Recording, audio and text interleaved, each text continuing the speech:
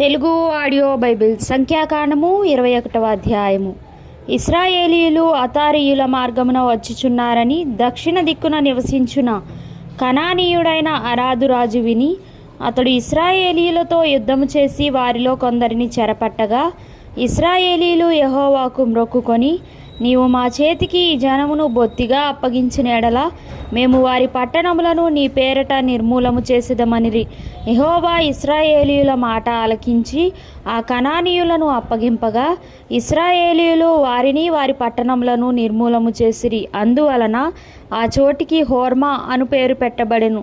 వారు ఎదోము దేశమును చుట్టిపోవలనని హోరు కొండ నుండి ఎర్ర సముద్ర మార్గముగా సాగినప్పుడు మార్గాయాసము చేత జనుల ప్రాణము సొమ్మసిల్లెను.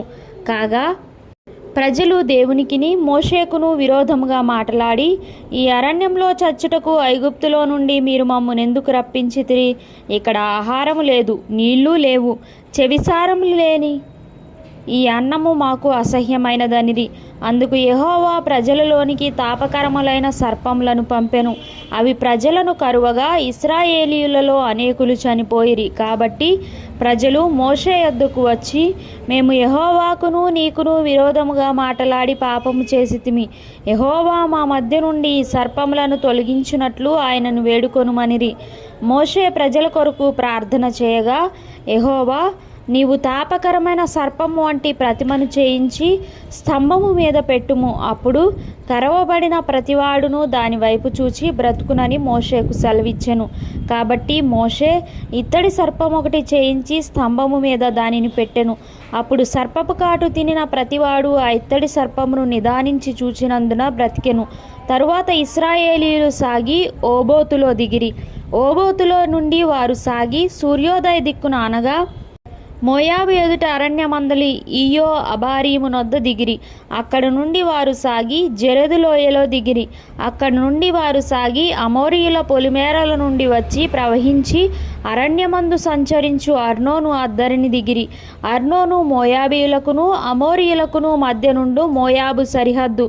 కాబట్టి యెహోవా సుడిగాలి చేతనైనట్టు వాహేబును అర్నోనులో పడు ఏరులను 6 దేశ నివాస స్థలమునకు తిరిగి మోయాబు ప్రాంతములకు సమీపముగా ప్రవహించు ఏరుల మడుగులను పట్టుకొనెనను మాట యెహోవా యుద్ధముల గ్రంథంలో వ్రాయబడి ఉన్నది. అక్కడ నుండి వారు బెయేరుకు వెళ్ళిరి. యెహోవా జనులను పోగు చేయుము, నేను వారికి నీళ్ళిచ్చేదనని మోషేతో చెప్పిన బావి అది.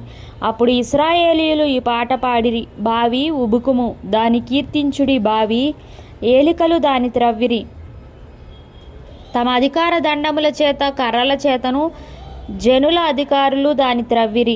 వారు అరణ్యము నుండి మత్తానుకును, మత్తాను నుండి నహలియేలుకును, నహలియేలు నుండి బామోతుకును, మోయాబు దేశమందలి లోయలోనున్న బామోతు నుండి ఎడారికి ఎదురుగానున్న పిస్కా కొండకు వచ్చిరి. ఇశ్రాయేలీయులు అమోరీయుల రాజైన సీహోను నొద్దకు దూతలను పంపి, మమ్మును నీ దేశంలో బడి వెళ్ళనిమ్ము, మేము పొలములకైనను ద్రాక్ష తోటలకైనను పోము, బావుల నీళ్లు త్రాగము, మేము నీ పొలిమేరలను దాటు వరకు రాజమార్గంలోనే నడిచిపోదుమని అతనితో చెప్పించిరి. అయితే సీహోను ఇశ్రాయేలీయులను తన పొలిమేరలను దాటనీయలేదు. మరియు సీహోను తన సమస్త జనమును కూర్చుకొని ఇశ్రాయేలీయులను ఎదుర్కొనుటకు అరణ్యంలోనికి వెళ్ళి యహజుకు వచ్చి ఇశ్రాయేలీయులతో యుద్ధము చేసెను. ఇశ్రాయేలీయులు వానిని కత్తివాత హతము చేసి వాని దేశమును అర్నోను మొదలుకొని ఎబ్బోకు వరకు అనగా అమ్మోనీయుల దేశము వరకు స్వాధీనపరుచుకొనిరి. అమ్మోనీయుల పొలిమేర దుర్గమమైనది అయినను ఇశ్రాయేలీయులు ఆ పట్టణములన్నిటినీ పట్టుకొనిరి. ఇశ్రాయేలీయులు అమోరీయుల పట్టణములన్నిటిలోనూ హెష్బోనులోను దాని పల్లెలన్నిటిలోనూ దిగిరి. హెష్బోను అమోరీయుల రాజైన సీహోను పట్టణము. అతడు అంతకు మునుపు మోయాబు రాజుతో యుద్ధము చేసి అర్నోను వరకు వాని దేశమంతయు పట్టుకొనెను. కాబట్టి సామెతలు పలుకు కవులు ఇట్లు చెప్పుదురు, హెష్బోనుకు రండి, సీహోను పట్టణమును కట్టవలెను, దానిని స్థాపింపవలెను. హెష్బోను నుండి అగ్ని బయలు వెళ్ళెను, సీహోను పట్టణము నుండి జ్వాలలు బయలు వెళ్ళెను. అది మోయాబునకు చేరిన 6 దేశమును కాల్చెను. అర్నోను యొక్క ఉన్నత స్థలముల ప్రభువులను కాల్చెను. మోయాబు, నీకు శ్రమ. కెమేషు జనులారా, మీరు నశించితిరి. తప్పించుకొనిన తన కుమారులను తన కుమార్తెలను అతడు అమోరీయుల రాజైన సీహోనుకు చెరగా ఇచ్చెను. వాటి మీద గురిపెట్టి కొట్టితిమి. దీబోను వరకు హెష్బోను నశించెను. నోఫహు వరకు దాని పాడు చేసితిమి. అగ్ని వలన మెదెబా వరకు పాడు చేసితిమి. అట్లు ఇశ్రాయేలీలు అమోరీల దేశంలో దిగిరి. మరియు యాజరు దేశమును సంచరించి చూచుటకై మోషే మనుషులను పంపగా వారు దాని గ్రామములను వశము చేసుకొని అక్కడనున్న అమోరీయులను తోలివేసిరి.